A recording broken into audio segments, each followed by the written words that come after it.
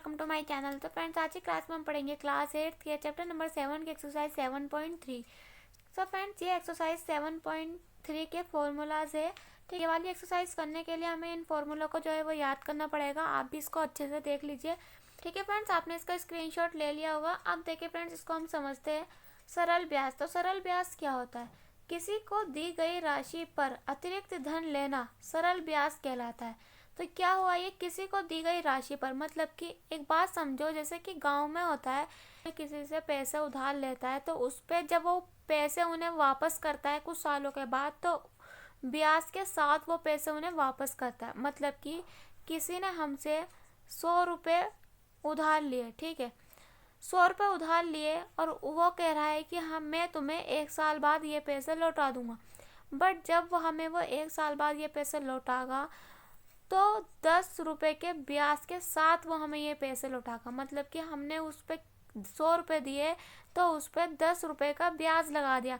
तो जब हमें वो 1 साल बाद ये पैसे लौटागा तो वो हमें इस ब्याज के साथ, इस जो हमने ये 10 रुपये का ब्याज लगाया था इसके साथ हमें वो पैसे लौटागा। मतलब कि वो कितने पैसे हमें देगा? 110 रुपये वो हमें देगा। ठीक है फ्रेंड्स, आया समझ में? एक बार और समझो। किसी ने हमसे 200 रुपये उधार लिए, हमने उस पर लगा दिया 10 रुपये का ब्याज। तो जब हमें वो 1 साल के बाद हमारे पैसे वापस देगा तो ब्याज के साथ देगा। तो हमने ब्याज कितने का लगाया था? 10 रुपये का। तो हमें इन पैसों में वो हमारा ब्याज जोड़कर हमें वापस देगा। मतलब कि वो हमें वापस देगा 210 रुपये। ठीक है फ्रेंड्स, ये तो 100-200 रुपये की बात थी, तो मैंने आपको इजीली समझा दिया है। जब लोग उधार लेते हैं ना तो वो ऐसा नहीं लेते कि 100 रुपये का 200 रुपये का, वो लेते हैं उधार 50,000 का, 1 लाख का, ऐसे। तो उस पर जो ब्याज लगता है वो उस हिसाब से ज़्यादा ब्याज लगता है। ठीक है, उसके हिसाब से ब्याज लगता है। सो वैसे आपको ये समझ में आ गया होगा। ठीक है फ्रेंड्स, सरल ब्याज क्या होता है सबको समझ में आ गया है ना?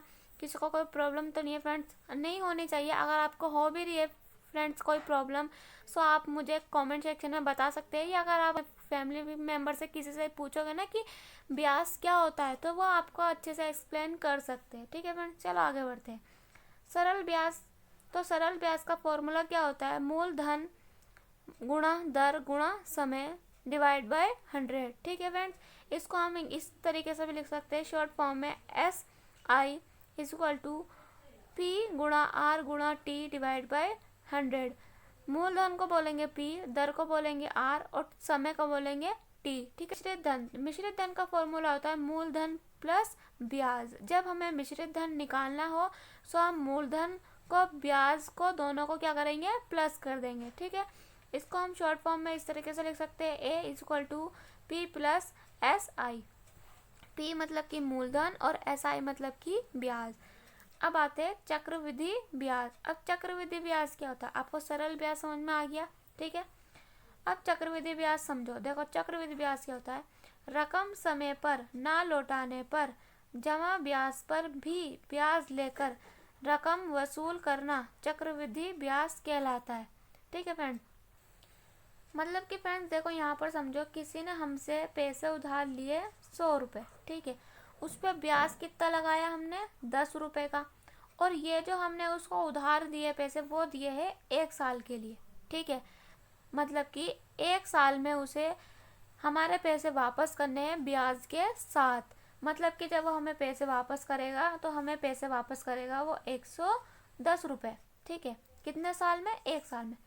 बट यहाँ पर क्या हुआ कि उसने हमें 1 साल में पैसे वापस देने थे, बट उसने हमें पैसे वापस नहीं दिए, और वो कह रहा है कि मैं 1 साल का समय और चाहता हूँ। मतलब कि मुझे 1 साल और चाहिए इन ये पैसे लौटाने के लिए।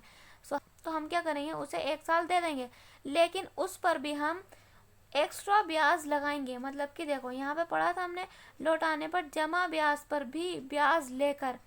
ये वाला ब्याज तो हमने लगा दिया था पहले साल में, बट दूसरे साल के लिए भी वो उधार ले रहा है, हम उस पर क्या करेंगे? 10 रुपये का ब्याज और ऐड कर देंगे। ठीक है, कहेंगे ठीक है तुम 1 साल और ले लो, बट जब तुम हमें पैसे लौटाओगे ये वाला ब्याज के साथ लौटाओगे। मतलब कि वो हमें कितने लौटाएगा? हमें लौटाएगा वो 120 रुपये। ठीक है फ्रेंड्स, आगे समझ में? एक बार और समझाती हूँ। देखो हमसे लिए 100 रुपये उधार, जिस पर लगा 10 रुपये का ब्याज। तो 1 साल के लिए लिया था हमसे ये उधार, ठीक है। बट 1 साल के अंदर अंदर वो हमें ब्याज समेत हमारा पैसा नहीं लौटाया। सो उसने हमसे 1 साल का समय और मांगा। सो हमने उसको समय दिया, लेकिन उस पर 10 रुपये का ब्याज और लगाकर, ठीक है। तो हमने जो पैसे उसे 110 हमें लौटाने थे ब्याज समेत, उस पर हमने 10 रुपये का ब्याज और लगा दिया और उसको 1 साल और दे दिया।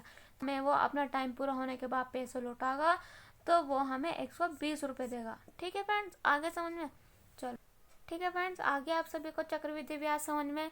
सो फ्रेंड्स इसके आगे बढ़ते हैं, बट अगर किसी को नहीं आया है तो उसमें कोई बात नहीं है, कोई दिक्कत नहीं है। आप इस वीडियो को दोबारा देखो, आपको भी समझ में आ जाएगा, ठीक है। तो इसके आगे देखते हैं। सो फ्रेंड्स चक्रवृद्धि ब्याज का फॉर्मूला होता है मूलधन ब्रैकेट 1 प्लस दर डिवाइड बाय 100, ऊपर आ जाएगा इसका टाइम माइनस मूलधन, ठीक है फ्रेंड्स। इसको हम शॉर्ट में कह सकते हैं CI is equal to P, मूलधन मतलब कि P bracket 1 plus R divide by 100, ऊपर आ जाएगा T माइनस P, ठीक है फ्रेंड्स। मिश्रित धन का फॉर्मूला देखो, मिश्रित धन का फॉर्मूला होता है P गुणा 1 प्लस R डिवाइड बाय 100 ऊपर टाइम। देखो यहाँ पर P को बोलते हैं मूलधन, R को बोलते हैं दर और T को बोलते हैं समय। फ्रेंड्स जब भी हमें मिश्रित धन या मूलधन में वृद्धि या फिर जनसंख्या में वृद्धि ये फाइंड करना है तो हम कौन सा फॉर्मूला लगाएंगे? मिश्रित धन वाला फॉर्मूला, ठीक है। यहाँ पर देखो मिश्रित धन वाले फॉर्मूला ना 2 है, अब इसमें कंफ्यूज मत हो जाना। एक तो है मिश्रित धन वाला फॉर्मूला ये वाला, एक फॉर्मूला है ये मिश्रित धन वाला, ठीक है। बट एक फॉर्मूला है ये, 2 फॉर्मूले हमारे पास। बट आपको ये ध्यान रखना पड़ेगा, जब आप मिश्रित धन, मूलधन में वृद्धि या फिर जनसंख्या में वृद्धि निकालें, ये तीनों चीज़ अगर आपको निकालनी है तो आप ये वाला फॉर्मूला लगाएंगे, मतलब कि P गुणा A plus R divide by 100 T वाला फॉर्मूला, ठीक है।